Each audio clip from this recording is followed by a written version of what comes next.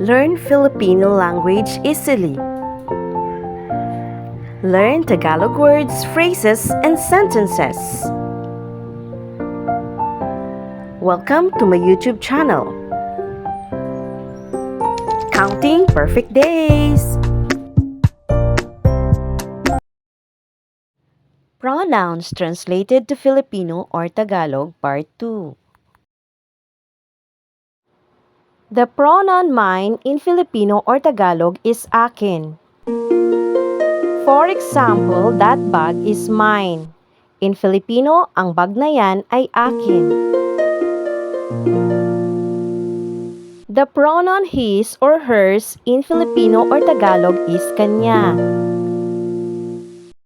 For example, this car is his. This car is hers. In Filipino or Tagalog, ang kotse na ito ay kanya.